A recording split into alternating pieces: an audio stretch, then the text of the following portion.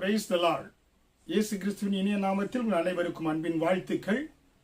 முக்கியமாக இந்த புதிய தொடரிலே தோல்வியா ஜெயமா, வீழ்ச்சியா வெற்றியா, சோதனையா சாதனையா என்பதை குறித்து தொடர்ந்து வேதத்திலிருந்து உங்களுக்கு போதித்துக் கொண்டு வருகிறேன். முக்கியமாக கிறிஸ்தவ வாழ்க்கையிலே நீங்கள் இயேசு கிறிஸ்துவை ஏற்றுக்கொண்ட எந்த ஒரு பிள்ளைகளும் தோல்வியிலே நீங்கள் இருக்க வேண்டிய தேவையில்லை. தோல்வி என்பதுதான் இறுதி கட்டம் அல்ல. இயேசு கிறிஸ்துவை நீங்கள் ஏற்றுக்கொள்கின்ற பொழுது நீங்கள் வெற்றிக்குள்ளாக வர முடியும், வெற்றியுள்ள ஜீவியம் செய்ய முடியும். மத்திய 12வது அதிகாரம் 20வது வசனத்திலே அவர் நியாயத்திற்கு ஜெயம் கிடைக்கிற பண்ணுகிற வரைக்கும் நெறிந்த நாணலை முறிக்காமலும் மங்கி எறிகிற தீயை அணைக்காமலும் இருப்பார் என்று வேத வசனம் சொல்லுகிறது. நம்முடைய அருமை இரட்சகர், அருமை ஆண்டவர் நெறிந்த நாணலை முறிக்காமலும் மங்கி எறிகிற தீயை அணைக்காமலும் இருப்பார் என்று வேதவசனம் சொல்லக்கூடியதாக இருக்கிறது. இன்றைக்கு ஆபிரகாமுடைய வாழ்க்கையிலிருந்து உங்களுக்கு சில காரியங்களை குறித்து நான் உங்களுக்கு விளக்கி சொல்ல இருக்கிறேன். அதன் மூலமாக இப்படிப்பட்ட ஆபிரகாமையே தெரிந்து கொண்ட ஆண்டவர் உங்களை நிச்சயமாக தெரிந்து கொண்டு ஜாதிகளுக்கு, ஜனங்களுக்கு, தேசத்திற்கு ஆசீர்வாதத்தின் பாத்திரமாக ஒரு வெற்றியுள்ள வாழ்க்கை வாழ தேவன் உங்களுக்கு உதவி செய்வார். புரியுங்களா? ஆபிரகாம் ஆரம்ப காலகட்டத்திலே அவனுடைய வாழ்க்கையில எடுத்து நம்ம பார்க்கின்ற பொழுது கர்த்தர் ஆபிரகாமை அழைத்தார். ஆபிரகாமை நாம் வேதத்தில் பார்க்கின்ற பொழுது அநேகர் நினைக்கலாம், கர்த்தர் ஆபிரகாமை அழைத்த உடனே அவர் உடனே வந்துவிட்டார் என்று, ஆண்டவருடைய அழைப்பிற்கு கீழ்ப்படிந்து வந்துவிட்டார் என்று. ஆனால் 3 வசனங்களை வேதத்திலிருந்து எடுத்து ஒப்பிட்டு உங்களுக்கு சொல்கின்ற பொழுது நீங்கள் இந்த வேத வசனத்தை ஒப்பிட்டு, அதனால்தான் வேத புத்தகத்தை நீங்கள் கையில் எடுத்து வைத்திருந்தீர்கள் என்றால் நான் சொல்லுகிற இந்த வேத வசனத்தை நீங்கள் ஒப்பிட்டு பார்க்கின்ற பொழுது ஆபிரகாமுக்கு முதல் அழைப்பு எங்கே வந்தது என்பதை நீங்கள் தெரிந்து கொள்ள முடியும். அப்போஸ்தலர் 7வது அதிகாரம் வசனம் 2 முதல் 4 பார்க்கின்ற பொழுது அதற்கு அவன், சகோதரரே பிதாக்களே கேளுங்கள், நம்முடைய பிதாவாகிய ஆபிரகாம் காரான் ஊரிலே குடியிருக்கிறதுக்கு முன்னமே மெசொப்பொத்தாமியா நாட்டில் இருக்கும்போது மகிமையின் தேவன் அவனுக்கு தரிசனமாகி, நீ உன் தேசத்தையும் உன் இனத்தை விட்டு புறப்பட்டு நான் உனக்கு காண்பிக்கும் தேசத்துக்கு வா என்றார். பாருங்க, அப்போஸ்தலர் 7வது அதிகாரம் வசனம் 2 முதல் 4 புதிய ஏற்பாட்டிலே ஆபிரகாம் குறித்து சொல்லப்பட்டு இருக்கிறது. அவனுடைய அழைப்பை குறித்து கர்த்தர் அவன் சகோதரரை யார் சொல்ற? ஸ்தேவான் முதல் ரத்த சாட்சி, புதிய ஏற்பாட்டிலே ரத்த சாட்சியாகிய ஸ்தேவான் அவன் என்ன செய்கிறான் பாருங்க. அவன் மரிக்கின்ற பொழுது, கல்லெறிந்து கொள்கின்ற பொழுது தேவனை இயேசுவை நின்று அவனை வரவேற்றார் என்று பார்க்கிறோம். அந்த ஸ்தேவான் சொல்கிறான், சகோதரரே பிதாக்களே கேளுங்கள், நம்முடைய பிதாவாகிய ஆபிரகாம் காரானூரிலே குடியிருக்கிறதுக்கு முன்னமே மெசொப்பொத்தாமியா நாட்டில் இருக்கும் பொழுது மகிமையின் தேவன் அவனுக்கு தரிசனமாகி, நீ உன் தேசத்தையும் உன் இனத்தையும் விட்டு புறப்பட்டு நான் உனக்கு காண்பிக்கும் தேசத்துக்கு வா என்று அவனை அழைத்தார் என்று சொல்கிறார். புரியுங்களா? பார்க்கிறோம், கர்த்தர் அவன் மெசொப்பொத்தாமியா பட்டணத்திலே, மெசொப்பொத்தாமியா எங்கே இருக்கிறது பாருங்க, பாபிலோன் பட்டணத்து பக்கத்திலே, அதாவது ஊர் மெசொப்பொத்தாமியா கீழாக இருக்கக்கூடிய அந்த பகுதியிலே, அதாவது டைக்ரிஸ் ரிவர் ஓடக்கூடிய அந்த கடைசி கீழ் பகுதியிலே இருக்கக்கூடிய அந்த இடத்துல ஊர் என்ற பட்டணத்தில், மெசொப்பொத்தாமியில கீழே இருக்கக்கூடிய அந்த ஊர் என்ற பட்டணத்திலே ஆபிரகாம் வாழ்ந்து கொண்டு வந்தார். புரியுங்களா? அங்கே இருக்கின்ற பொழுது தேவன் அவனுக்கு அழைக்கிறார். அங்கே ஆபிரகாம் காரானூரில் குடியிருக்கிறதுக்கு முன்னமே மெசொப்பொத்தாமியா நாட்டில் இருக்கும் பொழுது மகிமையின் தேவன் அவனுக்கு தரிசனமாகி, நீ உன் தேசத்தை உன் இனத்தை விட்டு புறப்பட்டு நான் உனக்கு காண்பிக்கும் தேசத்துக்கு வா என்றார். பாருங்க, அப்பொழுது அவன் கல்தே தேசத்தை விட்டு புறப்பட்டு காரானூரில் வாசம் பண்ணினான். அவனுடைய தகப்பன் மரித்த பின்பு அவ்விடத்தை விட்டு நீங்கள் இப்பொழுது குடியிருக்கிற இந்த தேசத்துக்கு அவனை அழைத்து கொண்டு வந்து குடியிருக்கும்படி செய்தார் என்று பார்க்கிறோம்.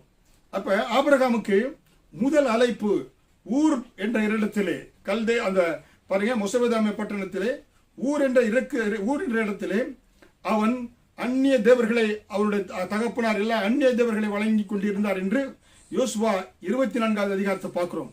ஒரு விக்கிர ஆராதனை செய்து கொண்டிருந்த ஒரு குடும்பத்தில் இருந்து தேவன் ஒரு வாலிபனை அழைக்கிறார். அழைத்து தன்னுடைய தேசத்திற்கு தேவன் காண்பிக்கிற தேசத்துக்கு அழைக்கிறார். முதல் அழைப்பு அங்கே வருகிறது. இரண்டாவது அழைப்பு பாருங்க, ஆதியாகமம் 11வது அதிகாரத்திலே வசனம் 26 முதல் 32 பார்க்கின்ற பொழுது, ஆதியாகமம் 11 வசனம் 26 முதல் 32, சாராய்க்கு பிள்ளை இல்லை, மலடியாய் இருந்தால் தேராக தன் குமாரனாகிய ஆபிரகாமையும் ஆரோனுடைய குமாரனும் தன் பேரனுமாயிருந்த லோத்துவையும் தன் மருமகள் சாராயும் அழைத்துக் கொண்டு அவர்களுடனே ஊர் என்கிற கல்தேயர் பட்டணத்தை விட்டு கானான் தேசத்துக்கு போக புறப்பட்டான். அவர்கள் ஆரான் மட்டும் வந்தபொழுது அங்கே இருந்து விட்டார்கள். தேராகனுடைய ஆயுசு நாட்கள் 205 வருடம். தேராக ஆரனிலே மரித்தான். மகிமையின் தேவன் தனிப்பட்ட விதத்திலே ஆபிரகாமுக்கு தோன்றி அவனை அழைத்த பொழுது அந்த அழைப்பை அசட்டை செய்தான். புரியுங்களா? செய்து இரண்டாவதாக தன்னுடைய தகப்பன் தேராகு என அவன் ஊர் என்ற பட்டணத்தை புறப்பட்டு இப்ப ஆரானுக்கு வருகிறான். இப்பொழுது என தகப்பனோடு கூட என ஆபிரகாம் தேவன் அழைத்த அந்த இடத்துக்கு வருகிறான் என்று பார்க்கிறோம். பின்பு ஆண்டவர் அங்கே ஆரானுக்கு வந்த பொழுது அங்கே அவனுடைய தகப்பன் தேராக மரித்து விட்டான். மரித்த உடனே இப்பொழுது அவன் ஆரானிலே அங்கே தங்கி விட்டான் ஆபிரகாம். புரியுங்களா? இப்ப தங்கிவிட்ட பொழுது இப்ப ஆண்டவர் என்ன செய்தாரு? மூன்றாவது முறையாக ஆதியாகமம் 12வது அதிகாரத்திலே கர்த்தர் ஆபிரகாமை நோக்கி, நீ உன் தேசத்தையும் உன் இனத்தையும் உன் தகப்பன் வீட்டையும் புறப்பட்டு நான் உனக்கு காண்பிக்கும் தேசத்துக்கு போ என்று அழைக்கிறார். புரியுங்களா? அப்ப மூன்றாவது முறையாக தேவன் அழைக்கிறார். முதல் அழைப்பு மெசபதோம காரானிலே குடியிருப்பதற்கு முன்பாக மெசபதோம பட்டணத்திலே அவனுக்கு அழைப்பு வந்தது. அந்த அழைப்பை அலட்சியம் செய்தான். இரண்டாவது தகப்பன், ஆண்டவருடைய அழைப்பு தகப்பன் முகமாக தள்ளி கொண்டு வருகிறது. தகப்பன் அந்த மெசபதோம பட்டணம் ஊர் என்ற அந்த இடத்திலிருந்து இப்பொழுது என்ன செய்றாங்க? அந்த மெசபதோம பட்டணத்தின் மேல் இருக்கக்கூடிய ஆரானூருக்கு தேராக வருகிறார். அங்கே வந்த பொழுது அங்கே ஆரானூரிலே தேராக மரிக்கிறார். அங்கே வந்த இடத்துல அங்கே ஆபிரகாம் தங்கி விடுகிறான்.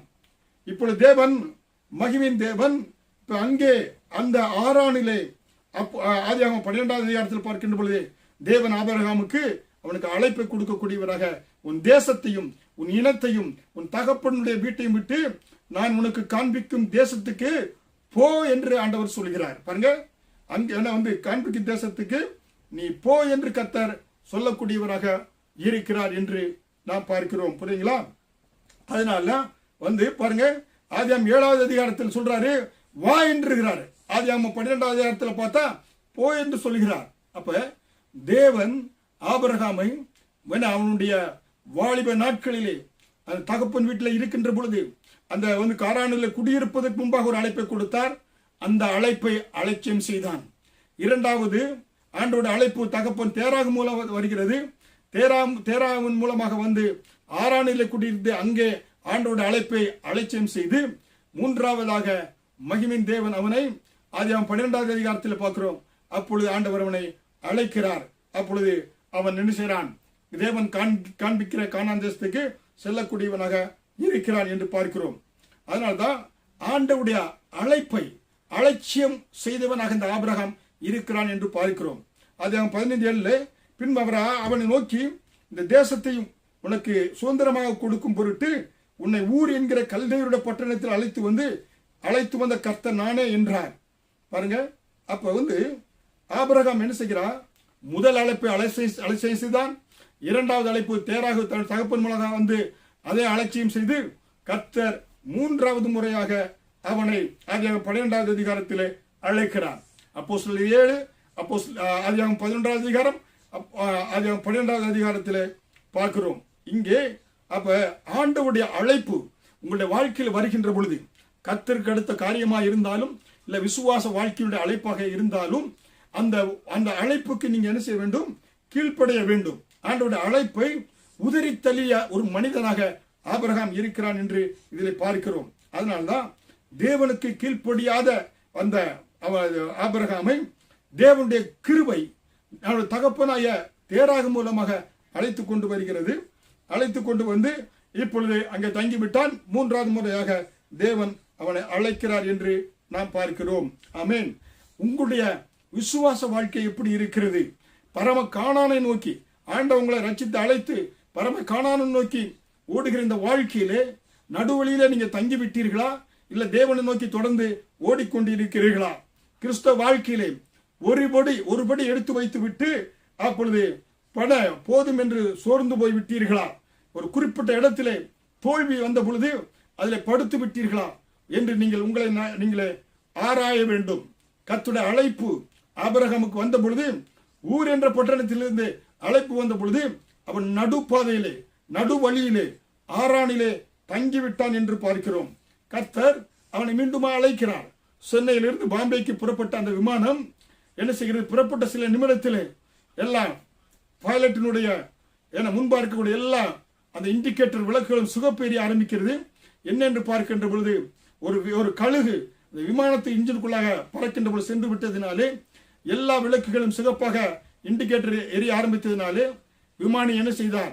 அந்த விமானத்தை யூட்டர்ன் செய்து 10 நிமிடத்துக்குள்ளாக மீண்டுமாக சென்னை மீனம்பாக்கம் விமான நிலையத்தில் இறக்கினார்.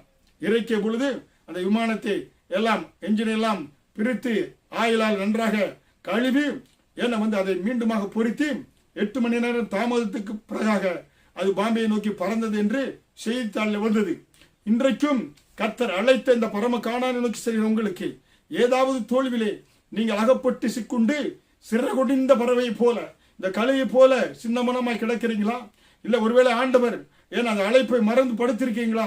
இயேசுவின் ரத்தத்தினாலே இயேசுவை நோக்கி பார்க்கின்ற பொழுது ரத்தத்தால் கழுவப்பட்டு மீண்டும் பரம கானானை நோக்குவதற்கு இயேசு கிறிஸ்து உங்களுக்கு உதவி செய்கிறார். ரத்தம் உங்களுக்கு உதவி செய்யக்கூடியதாக இருக்கிறது. ஏனென்றால் கண்ட அந்த ஊரினுடைய செழிப்பை விட்டு, பிறந்த ஊரினுடைய செழிப்பை விட்டு, கண்ட ஆரானுடைய செழிப்பை விட்டு காணாத கானானுடைய அந்த ஆசீர்வாதத்தை பெற்றுக் கொள்வதற்கு இவன் தயங்கினான் ஆபிரகாம் என்று நாம் பார்க்கிறோம். புரியுங்களா? அதனாலே கிறிஸ்தவ வாழ்க்கையிலே உங்களுக்கு நீங்கள் முதலிடம் தேவனுக்கு தர வேண்டும். கர்த்தருக்கு முதலிடம் கொடுக்க வேண்டும். லூக்கா 14வது அதிகாரம் வசனம் 26 முதல் 33 பார்க்கின்ற பொழுது, யாதொருவன் என்னிடத்தில் வந்து தன் தகப்பனையும் தாயையும் மனைவியையும் பிள்ளைகளையும் சகோதரனையும் சகோதரிகளையும் தன் ஜீவனையும் வெறுக்காவிட்டால் எனக்கு சீசனாய் இருக்க மாட்டான். தன் சிலுவையை சுமந்து கொண்டு எனக்கு பின் செல்லாதவன் எனக்கு சீசனாய் இருக்க மாட்டான். உங்களில் எவனாகிலும் தனக்கு உண்டானவைகளை எல்லாம் வெறுத்து விடாவிட்டால் அவன் எனக்கு சீசனாய் இருக்க மாட்டான் என்று இயேசு கிறிஸ்து சொன்னார். புரியுங்களா? அதனால்தான் பணக்கார வாலிபன் நித்திய ஜீவனை தெரிந்து கொள்ளும்படியாக பேராசைப்பட்டான். தேவனிடத்தில் வந்தான். ஆண்டவர் கேட்டார், உனக்கு ஆஸ்தியா ஆண்டவரா முக்கியம் என்று கேட்ட பொழுது அவன் ஆஸ்தியே முக்கியம் என்று சொல்லி ஆண்டவரை விட்டு அவன் பின் திரும்பி போய்விட்டான் என்று துக்கத்தோடு திரும்பி போய்விட்டான் என்று பார்க்கிறோம். கிறிஸ்தவ வாழ்க்கையிலே விசுவாசிகளே, இன்றைக்கு நமக்கு முன்பாக பரம்பொருளாய கிறிஸ்து முன்பு நிற்கிறார். பறந்து போகக்கூடிய உலக காரியங்கள் முன்பாக நிற்கின்றது. பரம்பொருளாகிய கிறிஸ்துவை நீங்க நோக்கி ஓடுகின்ற பொழுது இந்த உலக பறந்து போகக்கூடிய இந்த உலக இச்சைகள் உலக காரியங்கள் நீங்க தப்பிவிட்டு தேவனுடைய இலக்கை நீங்க அடைய முடியும். அதனால்தான் ஆண்டவர் அழைத்த பொழுது ஒருபடி எடுத்து வைக்கிறான். ஊர் என்ற பட்டணத்தை விட்டு ஆரானுக்கு வருகிறான், அங்கே தங்கி விடுகிறான். ஆனால் தேவனுடைய கிருபை மீண்டுமாக அவனை சந்திக்கக்கூடியதாக இருக்கிறது. ஒன்று, ஆண்டவர் நேரடி அவனுடைய தரிசனத்தில் ஆண்டவர் பேசினார். ஆரம்பத்தில் அந்த தரிசனத்தை மறந்துவிட்டு ஏனாதானோ என்று வாழ்ந்தான். இரண்டாவது, தகப்பன் முதலாவது ஊர் பட்டணத்தில் ஆண்டவர் அழைக்கிறார் என்று அப்போஸ்தலர் 7 பார்த்தோம். இரண்டாவது, தகப்பன் தேராக மூலமாக அவனுக்கு அழைப்பு வந்தது. அதுல அப்போஸ்தலர் ஆதியாகமம் 11வது அதிகாரம் 31 பார்க்கிறோம்.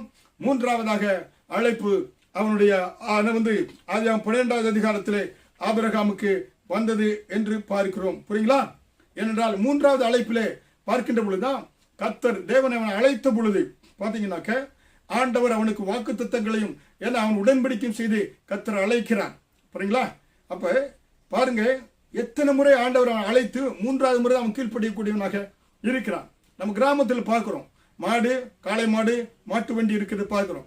ஒரு காளை மாடு பாருங்க படுத்து இருக்கிறது சொன்னா, இந்த மாட்டு வண்டிக்காரன் எலும்பு என்று சொன்ன உடனே அந்த காளை மாடுகள் எழுந்திருக்கிறது. ஏன்னா போ என்று சொன்ன உடனே அந்த மாடு போகிறது. என்று சொன்ன உடனே தானாக கழுத்தை கீழே குனிந்து அந்த மாட்டு வண்டியினுடைய அந்த நுகத்தடியிலே கழுத்தை கொடுத்து மாட்டிக்கொண்டு அது என்ன செய்வது போகக்கூடியதாக இருக்கிறது. ஒரு மிருகம் 3 வார்த்தையிலே கீழ்ப்படுகிறது. எலும்பு, போ, என்று சொன்ன உடனே அந்த மாடு கடகடையண்டு வண்டியை அது இழுத்து கொண்டு செல்லக்கூடியதாக இருக்கிறது. ஆனால் இங்கே ஒரு மனிதன் ஆபிரகாம் விக்கிர ஆராதனையில இருந்த ஒரு மனிதன். புரியுங்களா?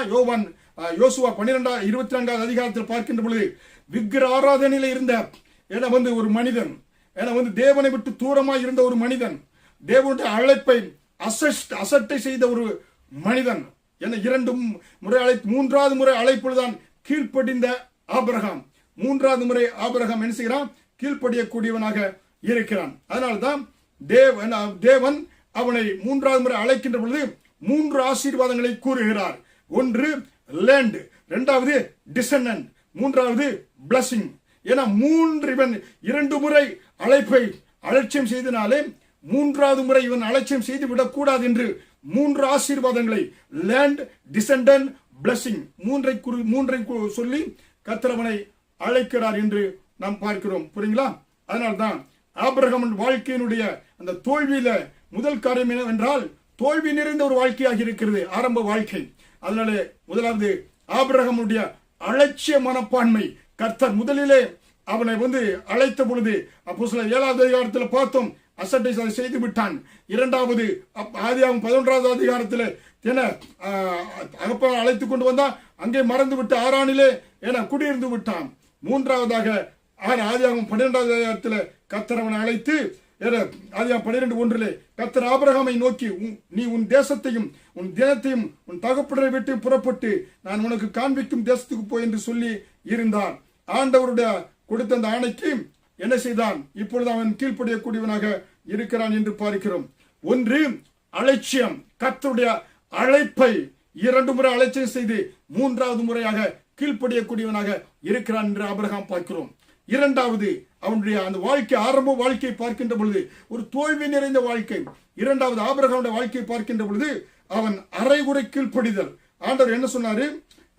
உன் இனத்தையும் உன்னுடைய தேசத்தை விட்டு உன் இனத்தை விட்டு உன் தகப்பனுடைய எல்லாவற்றையும் விட்டு நீ புறப்பட்டு போ என்று கர்த்தர் சொல்கிறார். கர்த்தர் ஆபிரகாமை நோக்கி, நீ உன் தேசத்தையும் உன் இனத்தையும் உன் தகப்பனை விட்டு புறப்பட்டு போ என்று சொல்கின்ற பொழுது அவனோ தன் சகோதரனுடைய குமாரனாகிய லோத்துவையும் தாங்கள் சம்பாதித்திருந்த தங்கள் சம்பத் எல்லாவற்றையும் ஆரானிலே சபதரித்த ஜனங்களையும் கூட்டிக் கொண்டு அவர்கள் கானான் தேசத்துக்கு புறப்பட்டு போய் கானான் தேசத்தில் சேர்ந்தார்கள் என்று ஆதியாகமம் 12:5 பார்க்கிறோம். இங்க பார்க்கிறோம், கர்த்தர் சொல்ற கர்த்தருடைய வார்த்தை கவனமாய் கேட்காதபடி அரைகுறையாக அவன் கீழ்ப்படியக்கூடியவனாக இருக்கிறான். அரைகுறை கீழ்ப்படிதல் ஆபிரகாம் வாழ்க்கையில் இருந்தது. கர்த்தர் என்ன சொன்னாரு? உன்னுடைய தேசத்தை உன்னுடைய இனத்தை விட்டு உன் தகப்பனுடைய எல்லாவற்றையும் சம்பத்தை விட்டு நீ போ என்று சொல்ல முடியாது. ஆனால் ஆபிரகாம் லோத்துவை அழைத்து கொண்டு சென்றான். லோத்து எப்படிப்பட்டவன்? மாம்சமானவன். லோத்துடைய மனைவி எப்படி? அவள் சோதம் குமராவை ஆண்டவர் அழிக்க செல்கின்ற பொழுது பாவம் நிறைந்த பட்டணத்தை அழிக்கப் போகிறேன் வெளியே வா என்று சொன்ன பொழுது லோத்துடைய மனைவி திரும்பி பார்த்தால் உப்பு தூணாக மாறினாள் என்று பார்க்கிறோம். அதே போல லோத்து வெளியே வந்த பொழுது அவர்கள் வெளியே வந்துட்டாங்க. இப்பொழுது எங்க தங்குவது என்று தெரியாத ஒரு மலையில தங்கிய பொழுது லோத்துனுடைய மகள்கள் 2 பேர் லோத்துவோடு சென்றார்கள். மலைக்கு சென்ற இடத்திலே அவர்கள் 2 மூத்தவளும் இளையவளும் நமக்கு சந்ததி பிறக்காது என்று சொல்லி தகப்பனுக்கு மதுவை கொடுத்து தகப்பனோடு சயனித்து அதோடு அம்மோனியரும், 2வது மகள் அவளோடு தகப்பனோடு சயனித்து மோவாபியரும் 2 இனங்கள் அங்கே பிறந்தது என்று பார்க்கிறோம். தேவன் அந்த 2 இனத்தையும் உபாகமம் 23வது அதிகாரம் 3வது வசனத்திலே அம்மோனியரும் மோவாபியரும் சபைக்கு உட்படலாகாது என்று சபித்தார் என்று நம்ம பார்க்கிறோம். புரியுங்களா? அப்படிப்பட்ட ஒரு பின்னணி கொண்ட லோத்துவை ஆபிரகாம் அழைத்து கொண்டு சென்றான் என்றால் தேவனுடைய அழைப்புக்கு அரைகுறையாக கீழ்ப்படிந்ததினாலே ஆபிரகாமுடைய வாழ்க்கையிலே லோத்துவை கூட்டி சென்றதினாலே நிம்மதி இல்லாதபடி அவனும் அவனுடைய ஆட்டு மந்தையினுடைய மேய்ப்பர்களுக்கும் எப்பொழுதும் போராட்டம். அவர்களுக்கு நிம்மதி இல்லாதனாலே அவர்கள் சொத்தை 2ஆக பிரித்து சமவெளியாக பசுமையாய் தெரிந்த சோதம் குமரை நோக்கி லோத்து சென்றான் என்று நாம் பார்க்கிறோம். அதனால்தான் தேவனுடைய வார்த்தைக்கு அரைகுறையாக கீழ்ப்படியக்கூடியவனாக ஆபிரகாம் இருந்தான் பார்த்தோம்.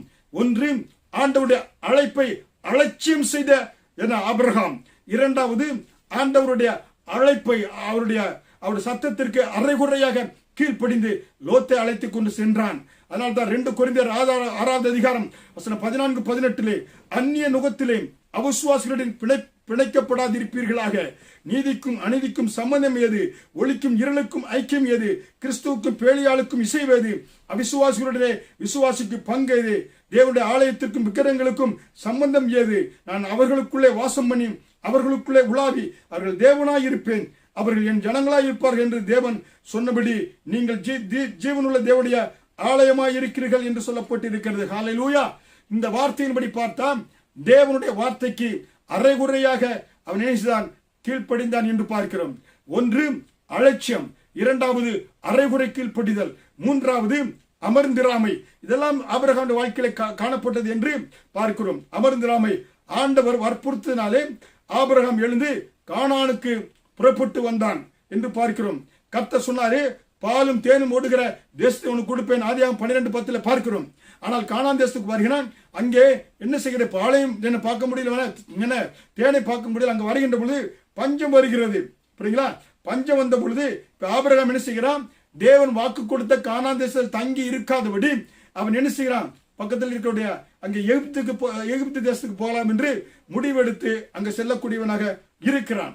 விசுவாசி என்பவன் பதறான், விசுவாசியோ என்ன செய்வான்? அவிசுவாசியே அமர்ந்திருக்க மாட்டான். அப்ப கர்த்தர் வாக்கு கொடுத்தா அந்த வாக்கை ஆண்டவர் நிறைவேற்றக்கூடியவராய் இருக்கிறார். எபிரேயர் 6:18 பார்க்கிறோம். என எவ்வளவேனும் பொய்யுரையாத தேவனாய் இருக்கிறார். வாக்கு கொடுத்தால் ஆபிரகாம் பாருங்க, ஆபிரகாமுடைய குமாரனாகிய ஈசாக்கு அதே கானான் தேசத்துல பஞ்சம் வந்த பொழுது அவன் அந்த தேசத்துல கர்த்தர் சொன்னார், இங்கே இருந்து நீ விதை 100 மடை எல்லா ஊரில் காலி பண்ணி போயிட்டு எழுத்துக்கு போனாங்க. ஆனால் ஈசாக்கு அந்த தேசத்திலே தங்கியிருந்து எல்லா வயல்களிலும் விதைத்தான். 100 மடங்கு பஞ்சத்திலே 100 மடங்கு அறுவடையை கண்டான் என்று பார்க்கிறோம். தேவனுடைய வார்த்தை கீழ்ப்படிந்தான். ஆனால் ஆபிரகாமோ பஞ்சம் வந்த பொழுது எகிப்துக்கு ஓடினான். ஏனென்றால் அவன் பழைய ஊர் பட்டணத்துடைய அந்த பாரம்பரியம், அந்நிய அவருடைய பழக்க வழக்கங்கள் எகிப்தில் இருந்ததினாலே நாகரிகத்தின் தொட்டில் என்று நாம் பார்க்கிறோம். எகிப்து நாகரிகம், அங்க ஜனங்கள் அதிகமாக உலக காரியங்கள் இருந்தனாலே அந்த தேசத்துக்கு போக அவன் புறப்பட்டான் என்று பார்க்கிறோம். புரியுங்களா? அதனாலே கர்த்தருடைய சித்தத்தை விட்டு கடந்து செல்கிறவர்களுக்கு ஆரம்பம் நன்றாக இருக்கும், முடிவோ பயங்கரமாக இருக்கும் என்று பார்க்கிறோம். அதனால்தான் கிறிஸ்து வாழ்க்கையை விட்டு, இயேசு கிறிஸ்துவை விட்டு நீங்க செல்கின்ற பொழுது ஆரம்பத்தில் நன்றாக இருக்கும்.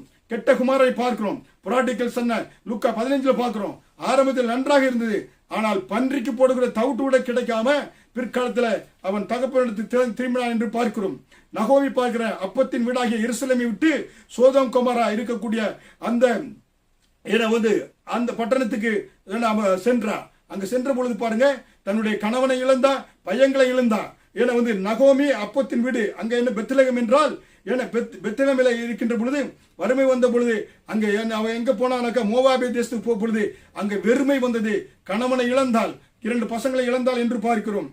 அதே போல நினிவேலுக்கு கர்த்தர் போச்சலும் போது யோனா தர்ஷீசுக்கு சென்றதினாலே வேதனை வந்தது, கப்பலில் போராட்டம் வந்தது, அங்கே கப்பல் கவிழ்ந்தது. என்ன என்று நம்ம கப்பல்னாலே தூக்கி எறிந்தார்கள் என்று பார்க்கிறோம். நசரே விரதனாகிய கிதியோன் பின்பு பாருங்க கேலி பொருளாக மாறினான் என்று நம்ம பார்க்கிறோம். அதனால்தான் தேவன் என்ன செய்கிறாரு? கானானில் இருக்க சொன்னால் எகிப்துக்கு சென்றதினாலே அங்கே பார்க்கின்ற பொழுது முடிவு பயங்கரமாக இருந்தது என்று நாம் பார்க்கிறோம். அதனால்தான் தேவன் உங்களை உயர்த்தும்படி அவருடைய பலத்த கைக்குள்ளாக நீங்கள் அடங்கி இருங்கள் என்று வேதவசனம் சொல்லுகிறது. 1 பேதுரு 5வது அதிகாரம் வசனம் 6-7 பார்க்கின்ற பொழுது அவர் உங்களை விசாரிக்கிறாரானபடினால் உங்கள் கவலைகள் எல்லாம் அவர் மேல் வைத்து விடுங்கள் என்று பார்க்கிறோம். அதனால்தான் என்ன செய்கிறாரு? ஆபிரகாம் கர்த்தர் காண்பித்த கானான் தேசத்தில் தங்கி இருக்காதபடி எகிப்து தேசத்துக்கு சென்றதுனாலே அங்கே கானான் தேசத்துல அமர்ந்து இருக்காதபடி எகிப்து தேசம் சென்றார். 1 அலட்சியம், ஆண்டவருடைய அழைப்பை அலட்சியம் செய்து 2 முறை அலட்சியம் செய்து 3ஆம் முறை கீழ்ப்படுகிறார். 2வதாக அரைகுறை, சொந்த பந்தத்தை விட்டுவா என்று சொல்கின்ற பொழுது லோத்தை அழைத்துக் கொண்டு வந்ததினாலே அரைகுறை கீழ்ப்படிதல் பிரச்சனைகள் அவனுடைய வாழ்க்கையிலே சோதனைகள். 3வதாக அமர்ந்திரு, அங்க எகிப்தில அமர்ந்து ஆண்டவர் கானான்ல தேசத்தில் இருக்கின்ற பொழுது அவன் எகிப்து தேசம் சென்றதினாலே தன்னுடைய மனைவி அங்கே சகோதரி என்று சொல்ல வேண்டிய ஒரு காரியம் வந்தது. அதாவது அச்சம், அவன் வாழ்க்கையிலே அச்சம் வந்தது என்று பார்க்கிறோம். பாருங்க, ஆற்றங்கரையில சில வாலிபர்கள் குளித்துக் கொண்டு இருக்கிறாங்க. 4 வாலிபர் குளித்துக் கொண்டிருக்கிற போது தூரத்தில் ஒரு வாலிபன் பார்க்கிறான். அங்க ஆத்துல ஒரு கருப்பாக ஒரு கம்பளி மிதந்து கொண்டு வருகிறது. உடனே மற்ற 3 நண்பர்களிடத்தில் ஒன்று சொல்லாதபடி இவன் என்ன செய்தான்? அந்த ஆத்திலே ஏன்னா மூழ்கி கொண்டே போய் அந்த கம்பளி பக்கத்துல ஏன்னா எழுந்திருந்து கம்பளியை என்ன பிடிச்சு கொண்டு வரலாம் என்று போய் அந்த கம்பளியை கட்டி பிடித்தான். கட்டி பிடித்த பொழுது அந்த கம்பளி இவனை கட்டி பிடித்தது. அது என்னென்றால் கம்பளி அல்ல, கரடி. கரடி இவனை கட்டி பிடித்து அப்படி தண்ணியிலே இழுத்து கொண்டு போய்விட்டது.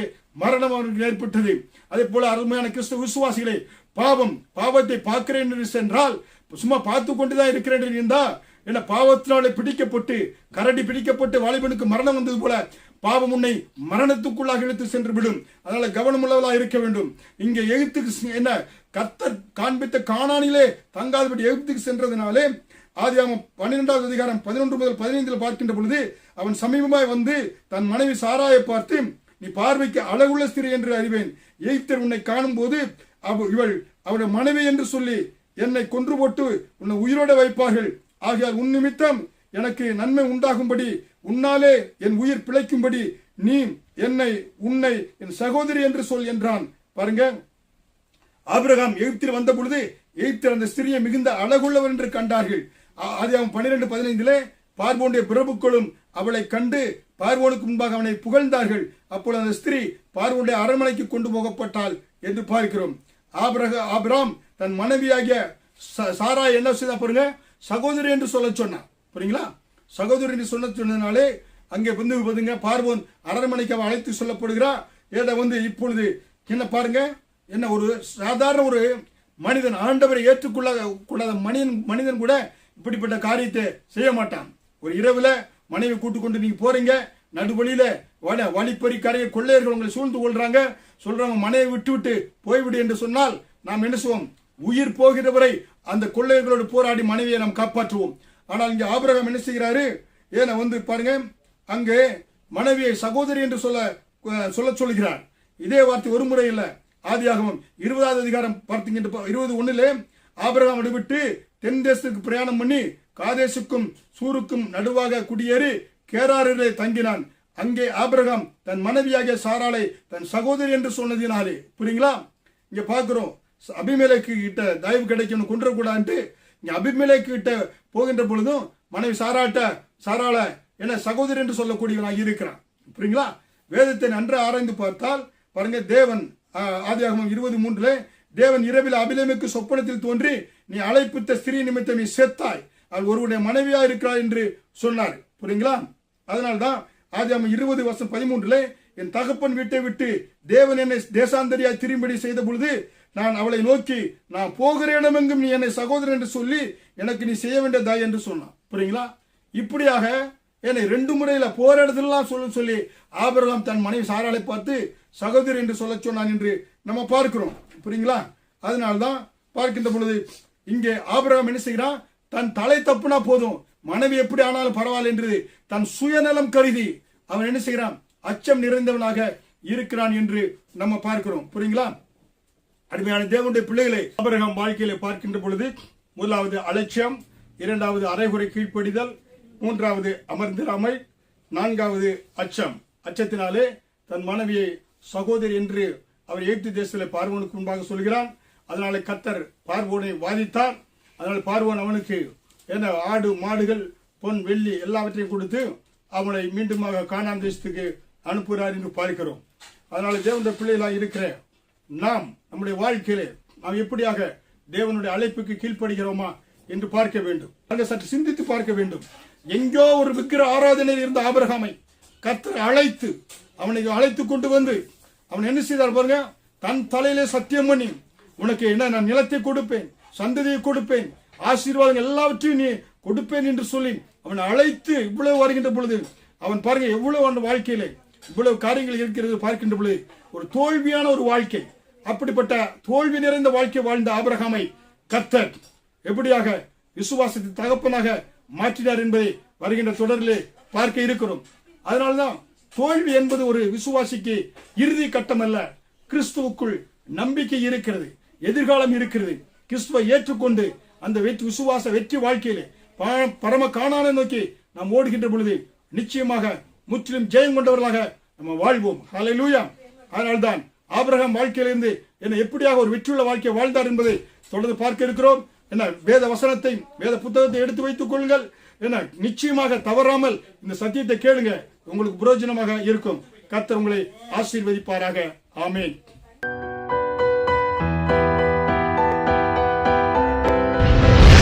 கர்த்தர் உங்களை ஆசீர்வதிப்பாராக.